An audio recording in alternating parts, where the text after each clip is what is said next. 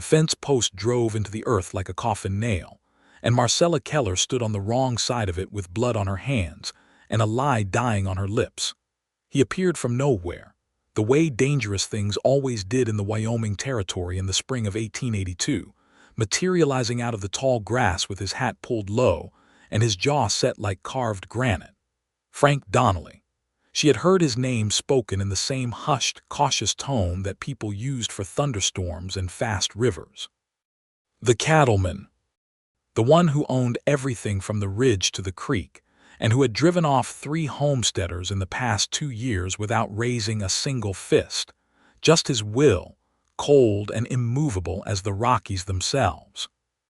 He looked at her across the fence, and his dark eyes swept over her in a single calculating pass that took in everything: the torn hem of her dress, the blisters on her palms, the rifle she was not holding correctly, the direction she had come from, which was directly across land that bore his brand.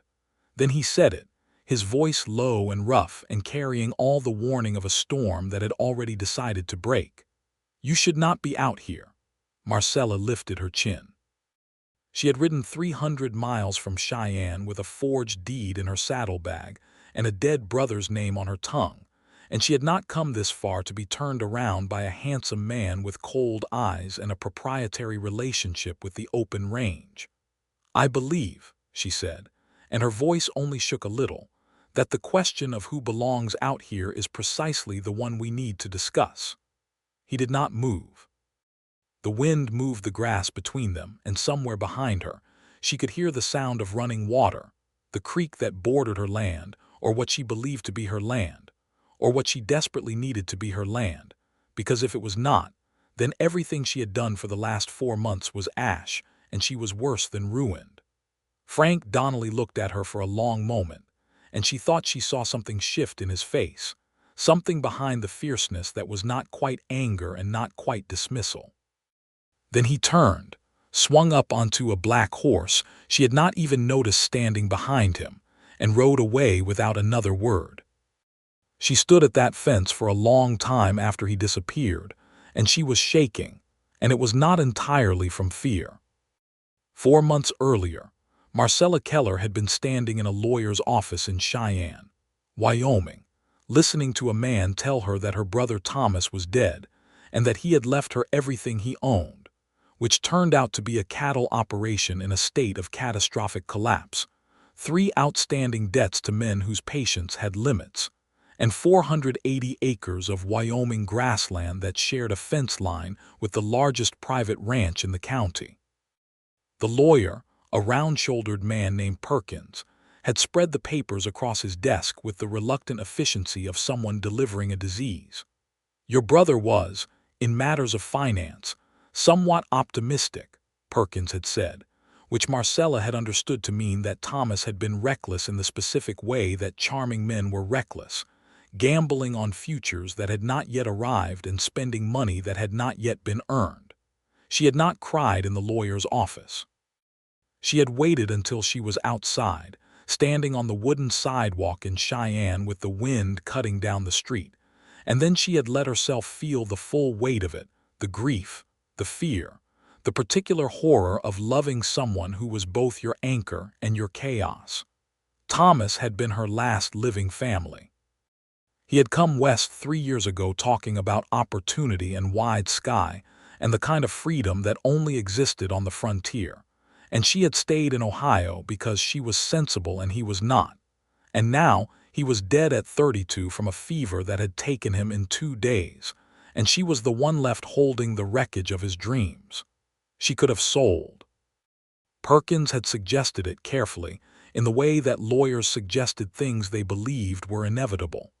There were buyers interested in the land, he said, and the name he eventually offered, after sufficient hedging, was Donnelly. Marcella had said no. She did not fully understand why, standing there in that office in February with her grief raw and her resources nearly spent.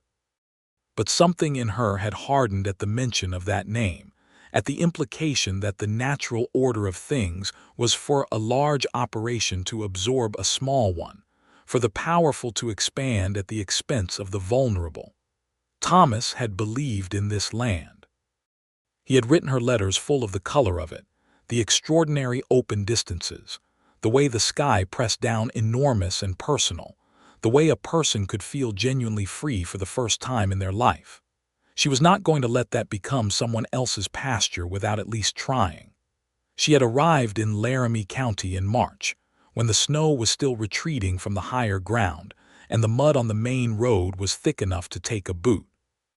The town nearest her land was a small settlement called Caldwell Flats, population perhaps 200 souls, with a general store, a post office that operated out of the general store, a livery stable, a church, and a saloon that was considerably more prosperous than the church.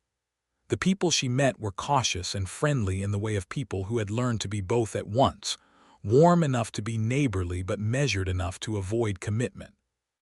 She had hired a hand named Pete Sutter, a weathered man in his 50s who had worked cattle for 30 years, and whose left hand was missing 2 fingers from some incident he declined to explain. Pete had surveyed her, the land, and her stated intentions with equal skepticism, then agreed to work for wages that she could barely afford because, as he told her bluntly, he had a low opinion of watching a woman fail when she did not have to. "Your brother's herd is mostly gone," Pete had told her on the first morning, standing in the yard of the small homestead house that sat at the eastern edge of the property. "Sold off or drifted. There's maybe 40 head accounted for, mostly on the southern range. The fencing is in poor condition along the western boundary. The western boundary, the one that shared the fence line with the Donnelly Ranch." She had not gone near that boundary in her first weeks. She had work enough on her own side, repairing the house, which had a roof that leaked in 2 places, learning the land, which was rougher and more beautiful than Thomas's letters had conveyed, and trying to establish what exactly she owned versus what she owed. The debts were the most pressing problem. Thomas had borrowed money from 2 sources, a bank in Laramie and a private creditor named Hollis Crane, who ran a land brokerage out of Caldwell Flats and whose interest rates suggested that charity was not his primary motivation. Crane had come to see her in her second week, arriving on a fine horse with a smile that did not reach his eyes. He was perhaps 45, well-dressed for the frontier, with the kind of surface pleasantness that men used when they were accustomed to getting what they wanted without having to raise their voices. "Miss Keller," he had said, taking off his hat with a performance of courtesy, "I was sorry to hear about your brother. A good man, Thomas, unlucky but good." She had offered him coffee and listened to him explain, in the same carefully pleasant voice, that the debt Thomas owed him was due at the end of June, and that the collateral attached to that debt was a significant portion of the western pasture, specifically the acreage along the creek that Pete had told her was the most valuable land she owned, the only reliable water source in a dry summer. After Crane left, she had sat at Thomas's table for a long time, doing arithmetic that did not come out right no matter how many times she tried it. It was Pete who told her about Frank Donnelly, not the official version that she had already pieced together from land records and careful questions, but the human version, the one that existed in the spaces between facts. "He came here about 8 years ago," Pete said one evening, sitting on the porch steps with a cup of coffee going cold in his hands. "Nobody knows much about where from. Started buying land, not aggressive like, just steady. Built up his herd slow and proper. He does things right, you want to know the truth of it. His men are paid fair, his cattle are healthy, his fencing is tight. Whatever else he is not sloppy." "What else is he?" Marcella had asked. Pete considered. "Hard," he said finally. "Not cruel, but hard. He has opinions about how things ought to go, and he is not a man who accepts a different outcome with much grace. He wanted your brother's land because of the creek. He offered Thomas a fair price. Thomas said no, and after that things between them were not warm. Did Donnelly do something to my brother? Nothing you could prove or bring to law. But the fence line dispute started after Thomas refused to sell, and your brother's cattle had a habit of drifting onto Donnelly Range and coming back fewer than they'd left. Could be coincidence. Could be that your brother was careless. I cannot tell you which. The creek. It always came back to the creek. The day that Marcella had ventured to the western boundary, she told herself she was doing a survey, assessing the fence line damage that Pete had mentioned. This was true. She also told herself she simply wanted to understand the geography of her land, to walk it and know it. This was also true. What she did not admit, even to herself, was that she was curious about the man whose name gathered weight whenever it was spoken, the man who stood at the center of the story she had inherited, along with the debt and the grief and the 40 head of cattle and the leaking roof. She had found the fence in worse shape than Pete had described. Long sections of the barbed wire that Joseph Glidden's invention had made the defining feature of the new frontier were down or badly rusted, and in one place an entire section of posts had been pulled. She had been examining this pulled section, trying to determine whether it was old damage or recent, when she heard the horse. And then there he was, Frank Donnelly, looking at her across what remained of the fence and saying the words that landed like a verdict. "You should not be out here." She had not known, in that first encounter, what to do with the information that he was younger than she had expected, perhaps 35, and that the fierceness in his face was not the blunt fierceness of a bully but something more complicated, something that looked almost like pain held at a very controlled distance. She had not known what to do with the way his eyes had moved over her with something that was not entirely cold calculation, something she had seen in a man's face before and knew what it meant and did not have time for. She had not known, standing at that fence, that 6 months later she would be lying in the grass on the bank of that same creek with his hand in her hair and his heartbeat under her ear, or that the road between that fence and that creek bank would nearly break both of them several times before they arrived there. The days after the fence encounter were full and difficult in the way that frontier life was full and difficult, relentless with necessity. Marcella threw herself into the work, with a focus that Pete appreciated and occasionally worried about. She was up before dawn, learning which cattle were which, fixing what could be fixed, making lists of what could not be fixed yet, and needed to wait for money she did not have. The house became less of a ruin and more of a home. She planted a kitchen garden. She learned to make bread in a cast-iron Dutch oven. She discovered that she was more capable than she had believed, which was simultaneously exhilarating and frightening, because capability without resources still had limits.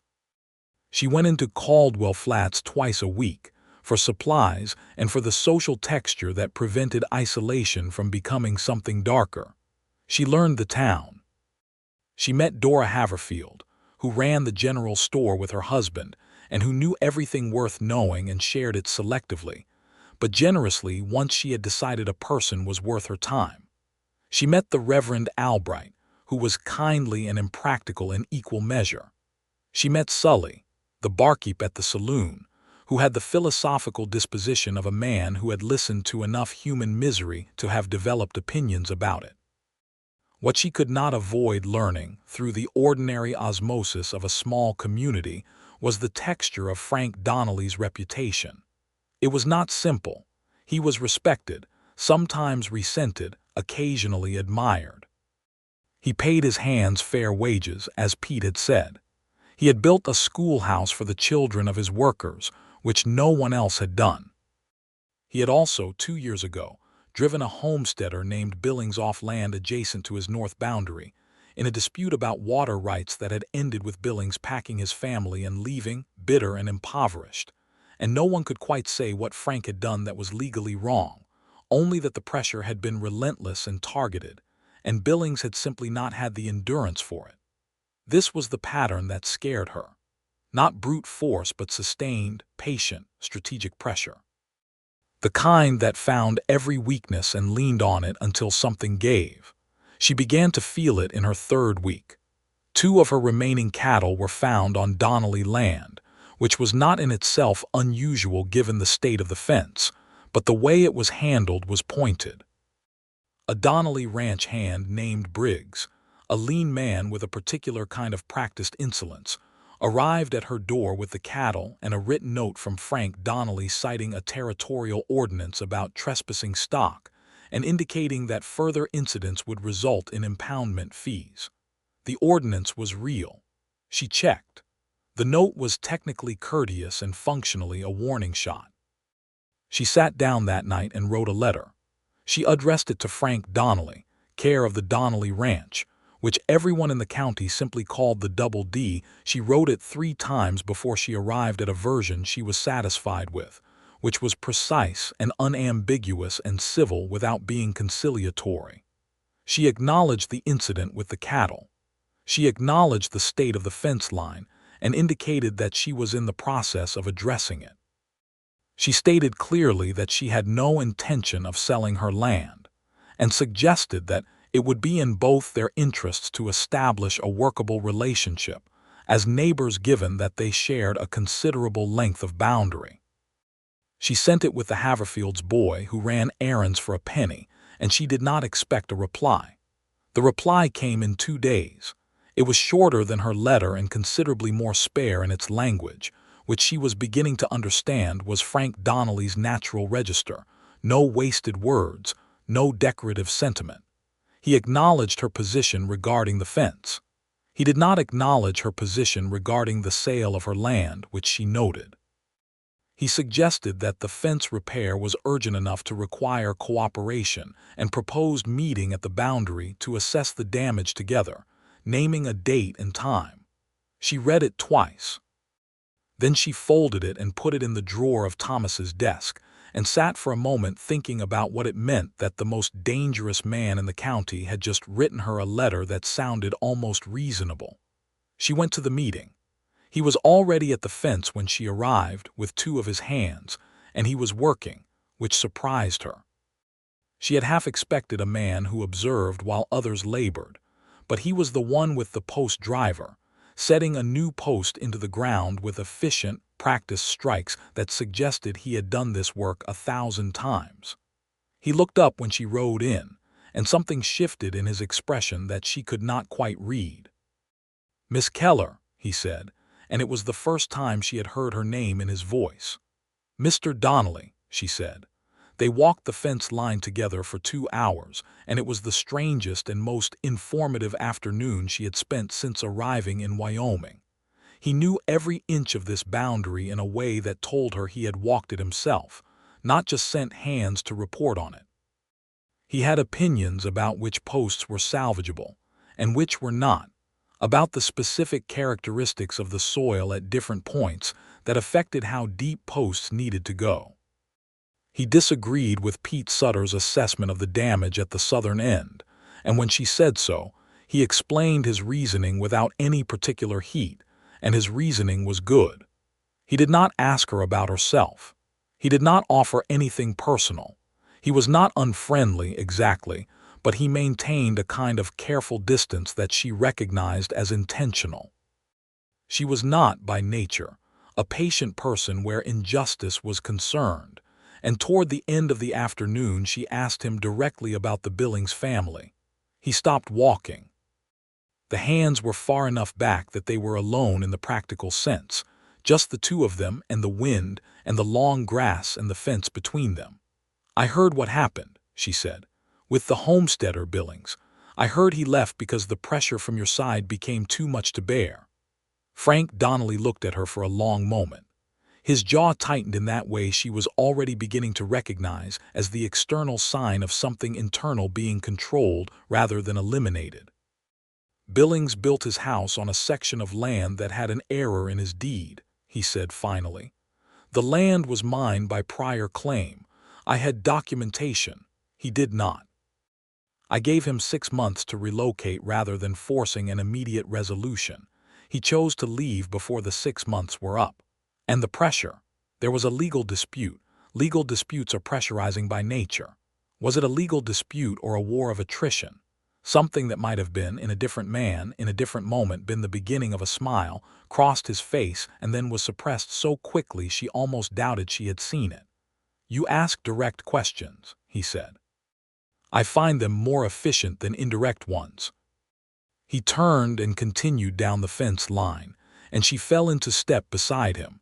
And that was the end of the conversation about Billings, but not the end of the question, which she kept folded away in her mind like a letter she had not yet decided whether to open.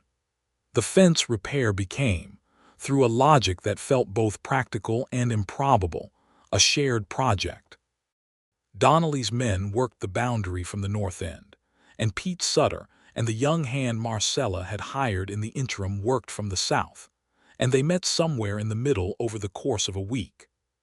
Frank Donnelly appeared on the boundary on 3 of those days, not directing but working, and on the second day he brought water in a large canteen and offered it to Pete and the new hand without making any particular production of it.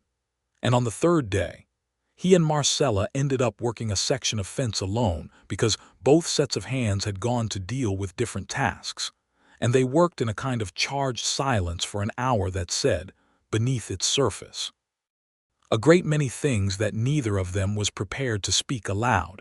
She asked him where he was from. The pause before he answered was long enough to be notable. Missouri, he said. Originally, you left after the war.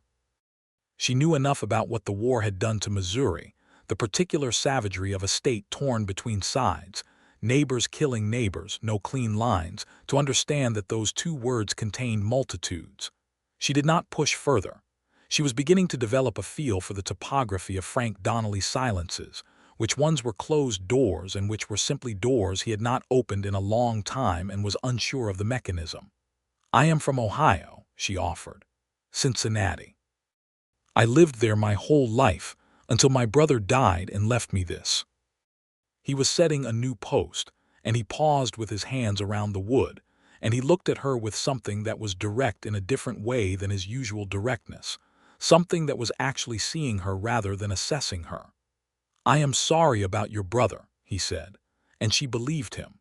The debt with Holly's crane was the threat she could not solve through hard work and fencing and complicated neighborly arrangements. It sat at the back of her mind like a stone she could not put down, growing heavier as June approached. She had done the numbers again and again, and the conclusion was always the same. She could not pay Crane by the end of June. She did not have the cattle to sell, and the cattle she had were not at a point where they could be sold profitably without gutting the herd's future viability. She could borrow from the bank in Laramie, but she had already been there and the terms they offered were only marginally better than Crane's, and the collateral they wanted was the same acreage Crane already had a claim on. She thought about asking Frank Donnelly for help and discarded the thought almost immediately. She was not yet certain enough of his motives. If he wanted her land, offering to solve her debt problem was an elegant way to create a different kind of obligation, and she had not come 300 miles to trade one vulnerability for another. It was Dora Haverfield who told her, on a Wednesday morning in the general store while Marcella was deliberating between 2 grades of flour, that Holly's Crane and Frank Donnelly had what Dora called a history. What kind of history? Marcella asked. Dora looked at her with the careful expression of someone who had determined that honesty was more useful than discretion. Crane came to this county 2 years before Donnelly.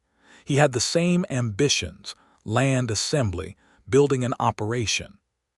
But he went about it differently. Short-term loans with impossible terms, forcing foreclosures, that sort of thing. Donnelly came and started buying land fair and building real, and after a while the county's money went toward Donnelly because his operation was sound and Crane's was built on paper. The 2 of them have been in opposition ever since. Marcella thought about this for the rest of the day. The following week, she went to see Crane. His office in Caldwell Flats was prosperous and deliberately so, designed to communicate stability and success. He offered her whiskey, which she declined, and then settled back in his chair with the expression of a man who had already decided how this meeting would end.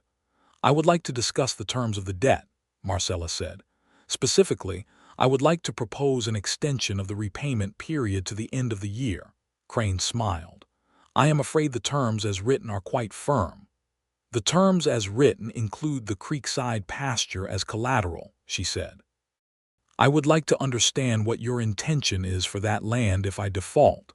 His smile remained perfectly in place. To hold it in the first instance, land of that quality appreciates. A buyer would present itself in time. Would the buyer's name be Donnelly? The smile became something else briefly, something flat and hard, and then it was pleasant again. I am simply a creditor, Miss Keller. What happens to collateral after a default is a matter of market forces. She left his office knowing two things. Crane had no interest in helping her stay solvent.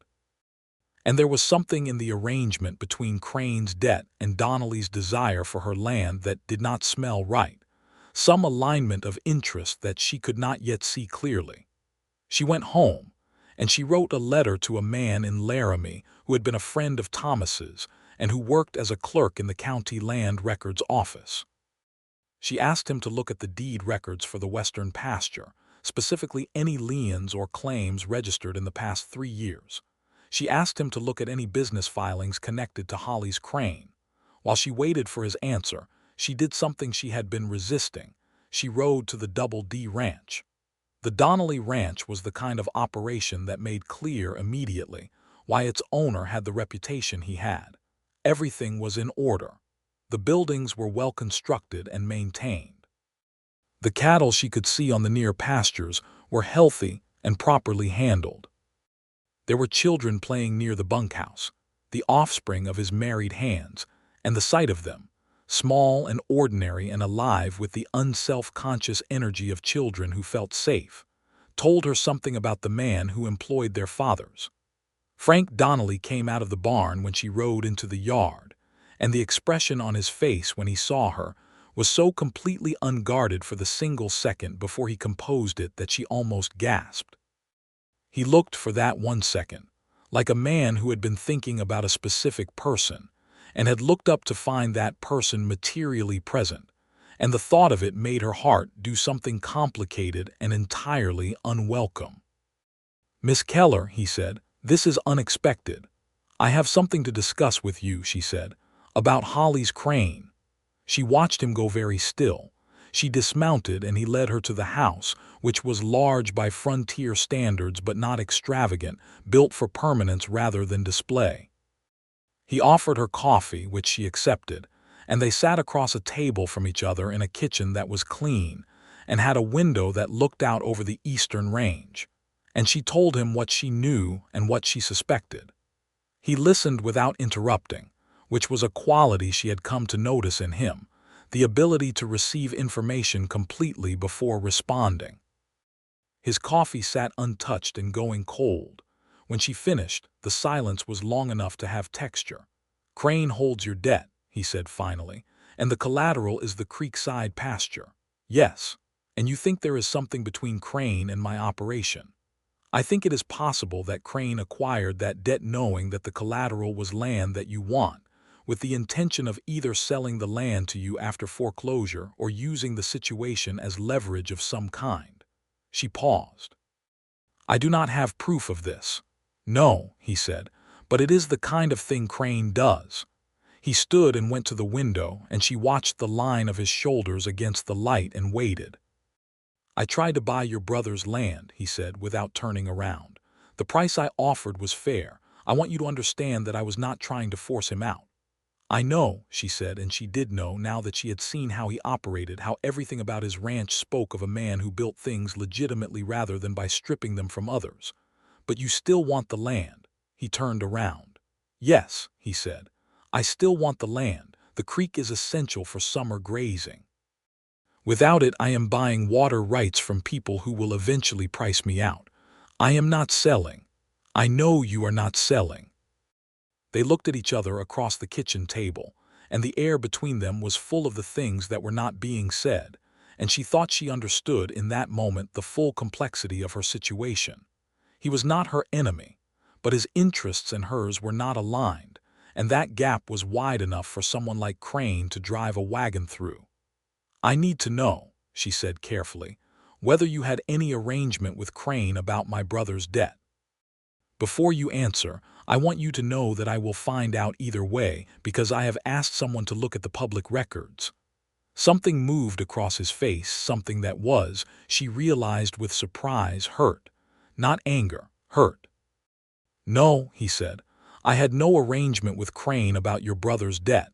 If you find anything in those records that suggests otherwise, it will be Crane's work, not mine." She believed him. She was not certain she should believe him, but she did. "Then perhaps," she said, "we have a common interest in understanding what Crane is actually doing." He sat back down. He wrapped both hands around his cold coffee cup and looked at her with an expression she was going to spend the next several weeks trying to decode, and then he said, "Tell me about Ohio." It was such a complete non sequitur that she almost laughed. "What? You said you lived there your whole life. Tell me about it. What made you leave when you did not have to? You could have sold this land and had enough money to live on in Cincinnati for several years. What made you come instead?" She thought about Thomas, about his letters, about the particular quality of longing that existed in a person who had never felt free and who had learned from someone else that freedom was possible. She thought about the woman she had been in Cincinnati, correct and comfortable and quietly, persistently diminished by the expectation that those qualities were sufficient. "I wanted to see what Thomas saw," she said. "The big sky, the open distance." He described it in a way that I could not stop thinking about. "And when he died, I thought if I sold the land it would mean he had been wrong about it, that it was just land, just money, just another asset to be disposed of, and I could not make myself believe that." Frank Donnelly looked at her for a long time after she stopped speaking. "He was right about it," he said quietly. "The big sky, he was right." The letter from the clerk in Laramie arrived 9 days later, and it contained information that turned Marcella's working theory into something closer to certainty. Hollis Crane had, 3 years prior, registered a business partnership with a man named Elwood Sherrod, who had subsequently been involved in a scheme to acquire homestead land through fraudulent debt instruments in 2 other Wyoming counties. The scheme had been investigated but not prosecuted, and Sherrod had moved on to Colorado, but the partnership record was there for anyone who knew to look for it. More immediately, the clerk had found something in the deed records that Perkins, the lawyer in Cheyenne, had somehow missed or not thought to mention.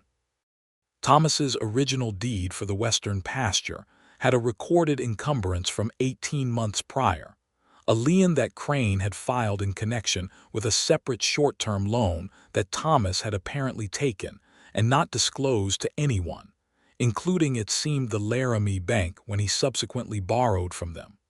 The encumbrance predated the collateral clause in the primary debt instrument. If it was valid, it meant that Crane's claim on the creekside pasture was not just a foreclosure risk, but potentially a mechanism for a transfer that was already functionally completed in the legal record, and that Marcella was not the actual owner of the land she thought she owned. She read the letter 3 times sitting at Thomas's desk. The lamp was burning low, and outside the night sounds of the Wyoming spring were large and indifferent, insects and wind, and the occasional distant sound of cattle. She sat with the paper in her hands and felt, for the first time since arriving in Laramie County, something that was genuinely close to despair. Then she thought about Frank Donnelly, and the way he had looked at her when she accused him of involvement with Crane, and the quality of the hurt in his face, and the way he had asked her about Ohio in the voice of a man who was trying, imperfectly, to cross a distance that was not only geographic. She saddled her horse in the dark and rode to the Double D. He answered the door himself, which told her that he lived alone in the main house. No family she had not known about, no housekeeper who slept in. He was in his shirt without a coat, clearly roused from something if not sleep, and the lamp he held cast his face in a warm, irregular light that she had not seen before, and that made him look less like a force of nature and more like a man. He looked at her on his doorstep at 11 o'clock at night and did not waste time on the obvious. "Come in," he said. She told him what the clerk had found. He sat across from her at the kitchen table again and read the letter himself twice, and then set it down with a deliberateness that told her he was managing a strong response. "This is Crane's standard method," he said. He did the same thing to the Billings family. Overlapping liens manufactured ambiguity in the deed record. By the time a court sorts it out, he has exercised the claim, and the legal fees have consumed whatever the land was worth to the original owner. Can it be challenged? Yes, but not quickly and not cheaply. She felt the weight of it pressing. I do not have quickly or cheaply available to me. He looked at her across the table, and the lamp between them made the space small and warm, and she was aware, with a clarity that was both welcome and inconvenient, that she did not want to leave this kitchen. I have a lawyer in Laramie, he said. Harlan Meade. He is expensive and he is the best in the territory for exactly this kind of property dispute. I can send for him tomorrow. She felt something catch in her chest. Why would you do that? The question sat in the air between them. Because Crane is doing this to you partly because he knows I want your land, Frank said. He met her eyes and did not look away. Because he is using my desire for your property as a tool against you, and that makes it partly my responsibility. He paused. And because I do not want your land this way. I never wanted it this way. Then how did you want it, she asked, and the moment the words were out of her mouth she heard the multiple layers in them and felt heat rise in her face. He heard them too. She watched it move through him, the awareness and then the careful decision about how to respond. Fair price, he said. Freely offered, freely accepted. He paused again. Or some arrangement that was mutually beneficial.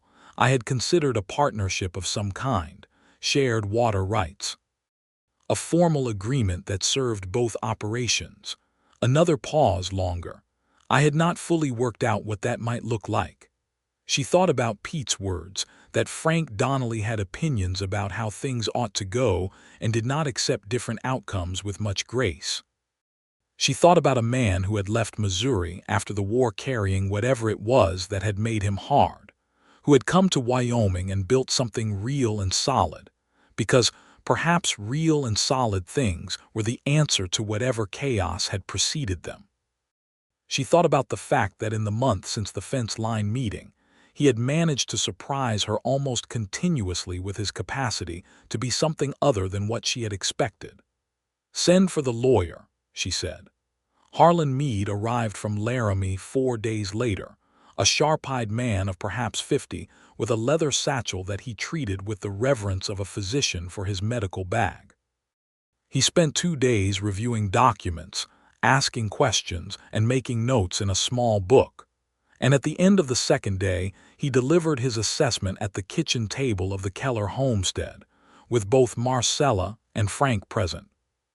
The encumbrance Crane had filed was legally fragile, Meade said. It had been filed with an error in the land description, using an outdated survey notation that had been superseded by a resurvey of the area 3 years prior. The error was small enough to be described as a clerical mistake, but large enough, in technical property law, to render the encumbrance challengeable.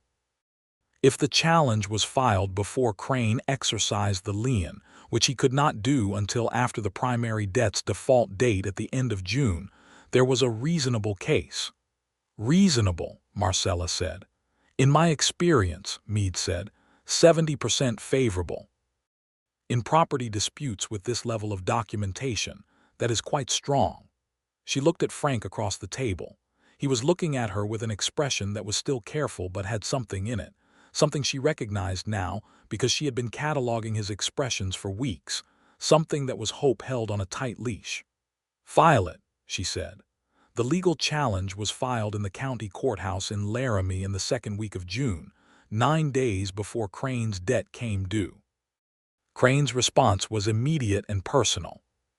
He came to the Keller homestead, and Marcella watched him from the window for a moment before she went to the door, noting how the pleasantness had curdled into something that looked more like what it actually was.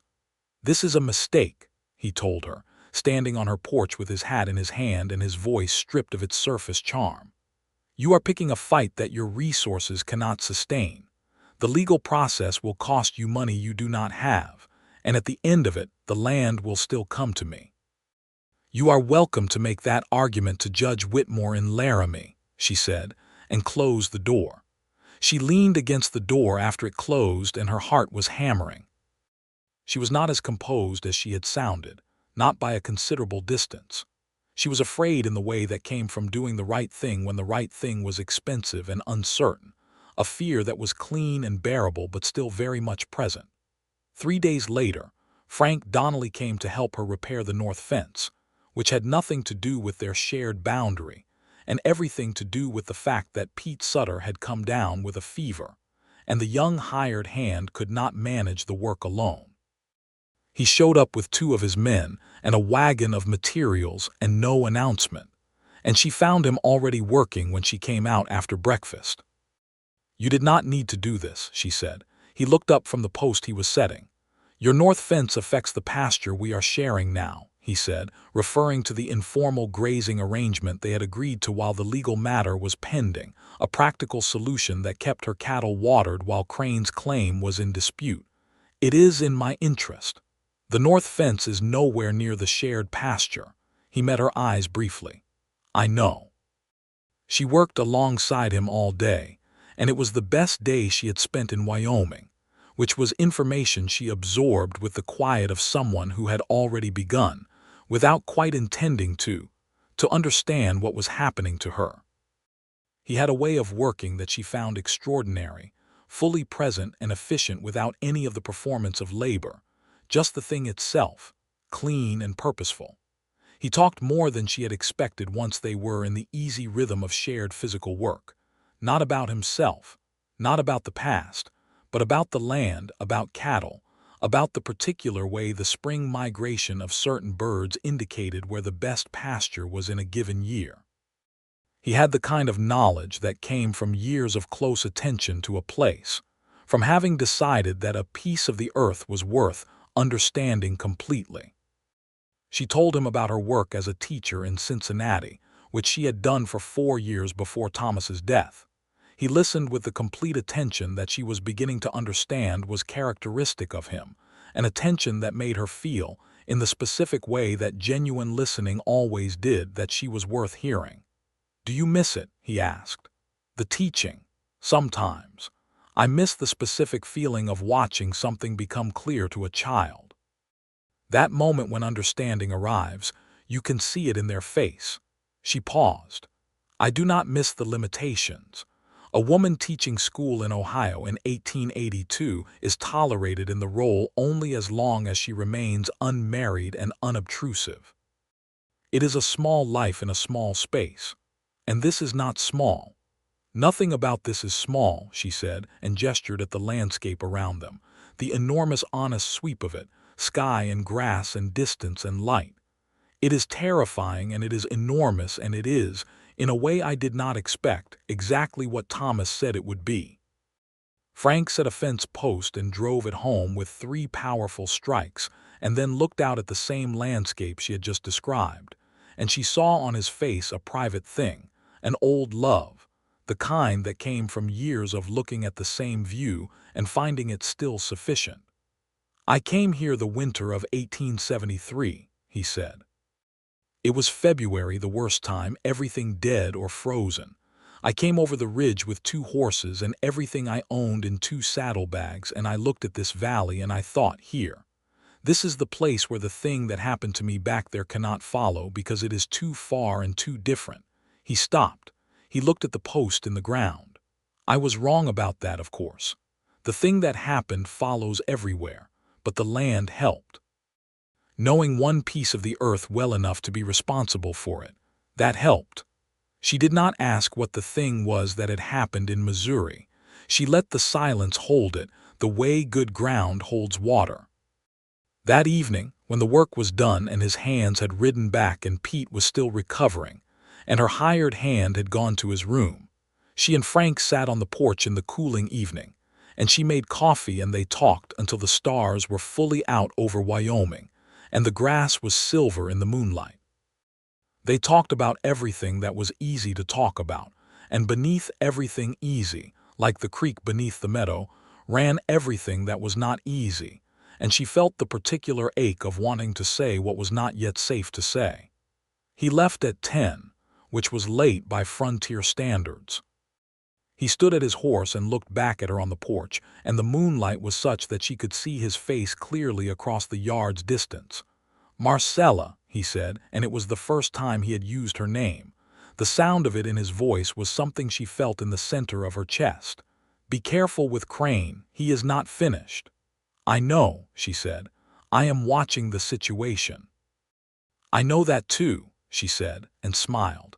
And he looked at the smile for a moment and then looked away and swung up onto his horse and rode into the dark Wyoming night. Crane's next move came 3 days later, and it was both more direct and more revealing than she had anticipated. She found 2 of her cattle dead at the water tank nearest the creekside pasture, their deaths unexplained in any natural way, positioned in a manner that was clearly deliberate.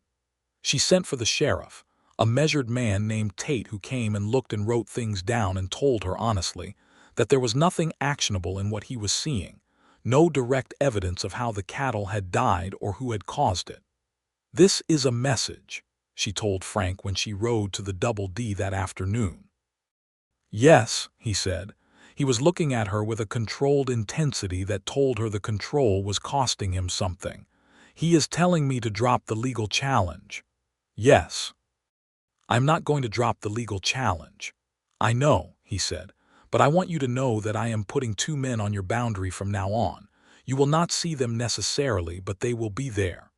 She opened her mouth to argue and then closed it, because the truth was that she was frightened in a way that was not fully manageable by pride alone, and accepting help was not the same as being incapable. "Thank you," she said. Something happened in his face when she said it, something small and significant, like a door opening a crack. July brought heat and the result of the legal filing, which went in her favor, exactly as Meade had predicted. Judge Whitmore in Laramie ruled that Crane's encumbrance was invalid due to the surveying error, and ordered it struck from the record.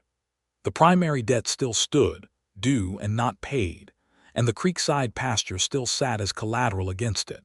But the fraudulent secondary claim was gone, and the position it had created, the possibility that Crane might have had a claim that superseded the primary deed and thus could transfer the land without a formal foreclosure proceeding, was closed. Crane did not come to the homestead again. He sent a letter through his own lawyer that was correct in its form and cold in its implications, offering an extension of the primary debt by 90 days in exchange for the right of first refusal on the land if she ever chose to sell. She wrote back declining the right of first refusal and accepting the 90-day extension, which was the only useful part of the offer. 90 days. It was now late July. She had until late October. In those 90 days, she worked with a focus that surprised even Pete, who had recovered from his fever, and returned to the work with his characteristic stoic energy. The cattle operation was beginning to stabilize. She had 43 head in reasonable condition. She had repaired enough of the infrastructure to pass it on in good conscience. She had made contact with a cattle buyer in Laramie who was interested in purchasing 10 head in September at a price that was fair given current market conditions. And she and Frank Donnelly were becoming, in ways that were careful and significant and charged with everything that had not been said, something. It was not a simple or easy thing. He was not a simple or easy man, and she was not a woman who moved toward complication without awareness of the cost. But the truth of it was present between them in every conversation on every fence line and porch and kitchen table, accumulating with the steady inevitability of water collecting behind a dam. He brought her a book one afternoon in August, riding over with no stated purpose, and handing it to her with the briefness of a man who was embarrassed by sentiment, a collection of poems by Walt Whitman that was worn along the spine from reading. She turned it over in her hands and looked at him. "Thomas's?" she asked. "No," he said, "mine." She read it that night by lamplight, and some of the poems had pencil marks in the margins, not annotations, just small lines beside certain passages, and she read those passages with the feeling of reading something private and true. She cooked for him for the first time in mid-August, when he arrived to discuss the fall grazing rotation, and stayed long enough that it would have been rude not to offer supper. She made beef stew in the Dutch oven and biscuits, and he ate with the uncomplicated gratitude of a man who had been cooking for himself for 8 years. They sat at the table after the food was gone and the lamp burned between them, and she was acutely aware of how small the kitchen was and how large he was in it and how entirely natural it felt to be across a table from him. "I want to tell you something," he said, and his voice was careful in a way that told her this was prepared, that he had been holding this for some time. She waited. "In Missouri, before I came west," he said. He stopped, then started again slowly, like a man navigating ground he knew was uneven. "I was married for 3 years. Her name was Caroline. She died in the spring of 1873 from cholera. We had a son. He was 4 months old when she died, and he died 6 weeks after her, from the same illness." The kitchen was very quiet. "I am sorry," Marcella said, which was true and insufficient and the only possible thing. "I am telling you," he said, "because I want you to understand why I am the way I am, why I am slow about things, why I have spent 8 years building this ranch and not building anything else." He looked at the lamp. "I am not a man who does things partway. When I lose something, it takes everything." "I understand," she said. "I'm not sure that you do," he said, and he looked at her then with an expression that was finally, fully, completely unguarded, all the fierceness and all the pain and all the 8 years of determined isolation in it, and beneath all of that, something new and tentative and almost frightened. "Because I am not sure what to do with the fact that I have been thinking about you every day since you stood at that fence and told me you were not going anywhere." The silence after that was enormous and alive. "Frank," she said. She said his name for the first time deliberately and watched him receive it like something physical. "I am not asking you to make any decision," he said quickly. "I know your situation is unresolved. I know the debt with Crane is still—" "Frank," she said again, more firmly, and he stopped. She reached across the table and put her hand over his where it rested near the lamp and felt him go very still under her touch, and then slowly turn his hand over so that his palm was against hers. They sat like that for a long time, with the lamp between them and the Wyoming night outside full of stars and the distant sound of the river. And she thought about the fence and the first morning and the words he had said that she had been trying to decode ever since. And she understood now that they had not been a warning at all. They had been a man who saw something coming and did not know how to stop it and was terrified of wanting it. September came with cool mornings and brilliantly clear afternoons, and the sale of 10 head of cattle in Laramie that put money in Marcella's account for the first time since she had arrived in Wyoming. It was not enough to pay Crane's debt in full, but it changed the calculation. It meant the land had viable future income, and future income was what she needed to make the case for refinancing with the bank. Frank helped her put together the presentation for the bank, sitting at her kitchen table on 3 separate evenings with the ledgers spread between them, and his knowledge of the cattle market and land values filling in the gaps that her inexperience left. He was patient with the work in a way that told her he had thought through her financial situation in considerable detail, not to exploit it but to solve it, and the distinction was one she had no trouble making now. The bank in Laramie agreed to a refinancing arrangement that paid off Crane's remaining debt and replaced it with a mortgage at terms that were workable given reasonable cattle sales over the next 5 years. Harlan Meade advised on the terms and declared them fair. The paper was signed in early October. She rode home from Laramie with the signed documents in her saddlebag, and the feeling in her chest was extraordinary, large and clean. Not triumph exactly, but the specific feeling of having stayed when leaving would have been easier, and having turned out to be right about the value of staying. Frank was at the homestead when she arrived. He was on the porch, his hat in his hand, and when he saw her face he knew, and the expression that crossed his own face was one she planned to keep. "Done?" he asked. "Done," she said. He crossed the yard in 4 strides and stopped in front of her horse and looked up at her with that completely unguarded expression that she loved with a fierceness she had not known she was capable of, and she swung down from the saddle into the space between them that was now very small. He kissed her in the yard with the autumn sun on their faces and the wind moving through the grass, and the distant sound of her cattle on the pasture that was hers, legally and completely, and without Crane's shadow on it. He kissed her with the careful, deliberate intensity of a man who had been thinking about this for months and was determined to do it right, and she kissed him back with the particular freedom of a woman who had left everything she knew and crossed 300 miles of prairie to arrive at something she had not known she was looking for. He pulled back and looked at her, and she thought she had never in her life seen a face as worth looking at. "There are things we need to talk about," she said. "I know," he said. "Practical things." "I know," he said. "The land situation, the grazing agreement, what a future arrangement between our operations would look like." "Marcella," he said. "I know all of that. We will talk about all of it." He touched her face, brief and gentle and completely at odds with the word fierce that people always reached for when they talked about him. "But first I would like to stand here for a moment without it being a business negotiation." She laughed. She felt it begin in her chest and arrive in the world as something genuine and large, and he looked at it, the laugh, the way it changed her face with an expression of uncomplicated pleasure. "All right," she said. A moment. The moment was longer than a moment.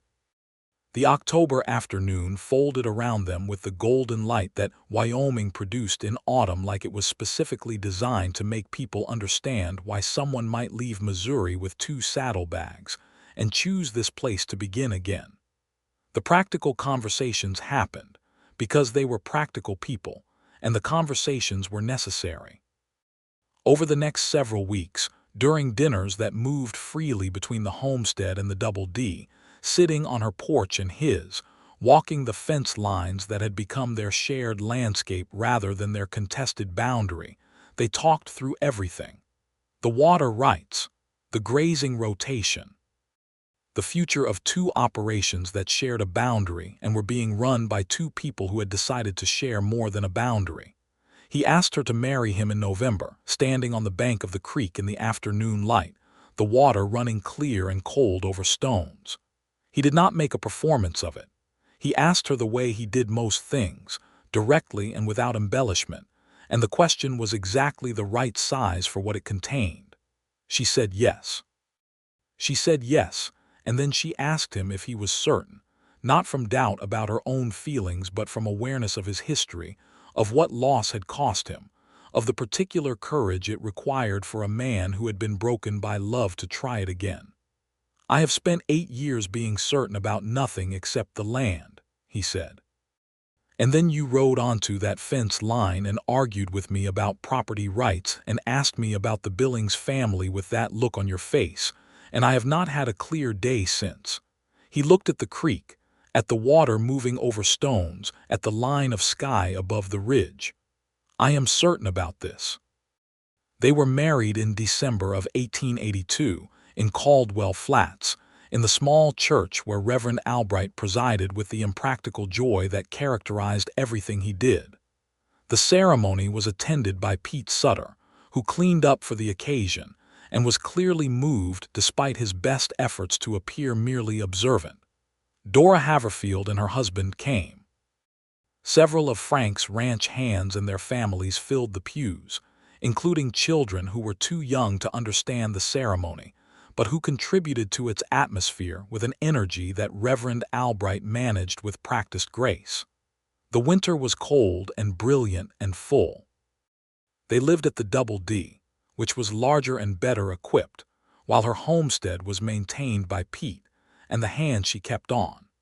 The 2 operations were formally merged in January of 1883, under a partnership arrangement that Harlan Meade drew up and that gave Marcella co-ownership of the Double D lands in exchange for the incorporation of the Keller homestead land into the shared operation. The creekside pasture was, as Frank had always known it would be, the pivot point of the summer grazing system, essential and well used. She did not stop working. That was not who she was. She managed the books for the combined operation with a precision that Frank appreciated, in the specific way that a man appreciated someone doing something he was good at in a way that was better. She corresponded with the cattle buyer in Laramie and developed a relationship with a second buyer in Denver. She established a small library at the Double D for the children of the hands, which began with the Walt Whitman collection and grew from there through judicious ordering from a bookseller in Cheyenne.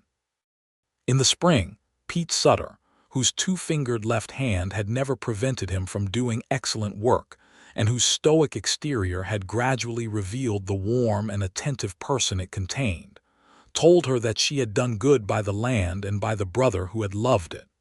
She almost cried and managed not to, and Pete pretended not to notice in a way that was kind. She found out she was expecting a child in April of 1883, 4 months after the wedding, and she told Frank on the porch in the evening with the spring light dying over the ridge and the cattle visible on the far pasture like dark shapes on golden ground.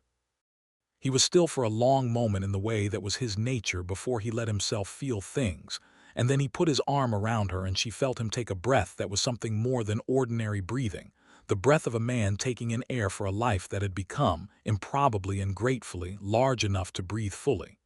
"Are you afraid?" she asked. "Yes," he said, because he was honest. "So am I," she said, "but I think that is appropriate." "I think so too." Their son was born in December of 1883, almost exactly a year after their wedding. They named him Thomas, for her brother, which felt necessary and right. He was a dark-haired, loud-voiced infant who arrived with the blunt physical insistence of someone who had decided the world was interesting and intended to see it. Frank sat with the baby in the early hours of the first morning, and Marcella watched him from the bed, watching a man who had lost a son hold a son again, and the expression on his face was not the uncomplicated joy of a person who had never known loss, but the deeper, more serious joy of a person who had, and who understood what they held. Holly's Crane left Caldwell Flats in the early spring of 1884, which Dora Haverfield reported to Marcella with the dry satisfaction of a woman who had seen through him from the beginning. He had apparently found his opportunities sufficiently diminished in a county where his methods had been publicly aired in a court filing, and where the two largest operations were now under unified, competent management. He moved to Colorado, where Marcella supposed the opportunities for fraudulent debt instruments remained more plentiful, and she could not summon much concern about this beyond the basic human wish that whatever he tried next would fail. Thomas grew into a serious, observant child who followed his father around the ranch with the focused attention of someone in an extended educational program. He had Marcella's curiosity and Frank's patience, which seemed to her like an excellent combination. By the time he was 3, he knew the names of every horse on the property and had opinions about the cattle that he expressed with a confidence that made Pete Sutter, now their most senior hand, laugh outright in a way that very few things caused. In the spring of 1885, Marcella discovered she was expecting again, and this time Frank was less afraid, though not unafraid, because he had learned that love of this kind was constitutionally incompatible with the absence of fear. She was more comfortable with the physicality of it the second time, more confident in her own body, and she told Frank this in the practical, clear way she said most things, and he looked at her with the expression she still catalogued and still could not entirely categorize because it was specifically his, specifically for her, combining pride and gratitude and the particular heat of a desire that 3 years of marriage had deepened rather than diminished. Their daughter was born in November of 1885, and they named her Caroline, because Frank had offered the name tentatively one evening, and Marcella had understood immediately, and it had seemed to her that the right way to carry that grief was to put a living name to it, to let it be part of the life they were building rather than a wound kept separate. Caroline was dark like her father, and immediately, comprehensively in charge of every room she entered, a quality that Frank observed with a mix of recognition and awe, and Marcella observed with a recognition that was more direct, having spent 31 years in a body that felt things with that same categorical intensity. The years built themselves with the steady, remarkable quality of genuine happiness, which is not the same as an absence of difficulty. There were hard winters and hard summers. There was a year when a drought reduced the creek to a trickle that made the entire valley anxious, and the careful water management that Frank had developed over 8 years essential, in a way that proved its worth completely. There were negotiations with the territory that became, in 1890, the state of Wyoming, which entered the Union with, remarkably, a provision for women's suffrage that had been in place since 1869, and that Marcella found herself defending in conversations with people who found it peculiar, and supporting with her vote, with a satisfaction that felt like the specific pleasure of having things be correct. Pete Sutter retired in 1888 at what he estimated was 60 years of age, though he was uncertain of the exact number, and settled into a small house on the property that Frank had built for the purpose, because Pete had no other home to go to, and because the idea of him elsewhere was, to both of them, simply wrong. He spent his retirement working at approximately 70% of his former pace and claiming he was resting, and the children adored him with the uncomplicated adoration that children gave to old people who treated them like small, intelligent humans rather than pleasant impediments. In 1889, on the 7th anniversary of the day, Marcella had ridden to the western fence line and been told she should not be out here. She and Frank stood on the bank of the creek in the evening light, the water running clear over stones the way it always ran, the way it would run after them. Thomas was 5 and Caroline was 3, and they were somewhere behind them in the care of Pete, and the competent household that Marcella had organized with the same precision she brought to everything.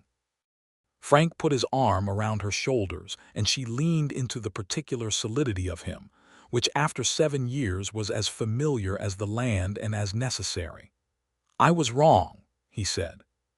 She looked up at him. "What I said, at the fence, that you should not be out here." He was looking at the creek, at the water, at the ridge beyond it where the sky was turning that color it turned in Wyoming in the evening, too large and too beautiful to have a proper name. "I was wrong about that." "You were afraid," she said. "I was afraid," he agreed. "But I was also trying to make you go away, and you were right not to." "You were afraid that I would fail," she said, "and also that I would not fail." He looked at her. The question was in his face. "You were afraid," she said, "that I would stay because you had already in that moment at the fence understood what that might mean. And it was easier to try to make me leave than to feel what was already beginning."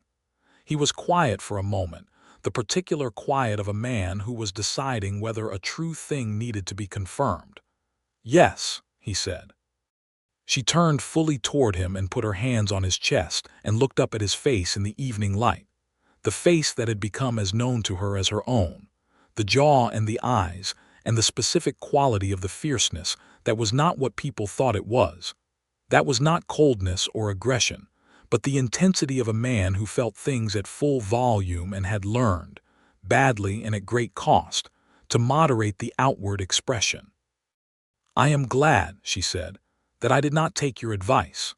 He looked at her the way he had looked at her at the fence, the first time, measuring and watchful, and already, she now understood, already caught. Then he kissed her on the bank of the creek that had been the beginning of everything, the reason she had come, the reason she had stayed, the water running over stones in the last light of a Wyoming evening.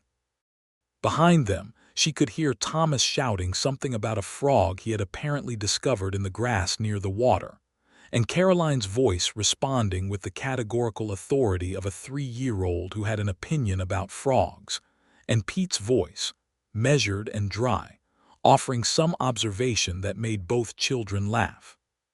She and Frank stood together at the creek, and the light was enormous, and the sky was the sky that Thomas had written about in his letters, the sky that had called her across 300 miles of open land, The sky that was big enough for all of it.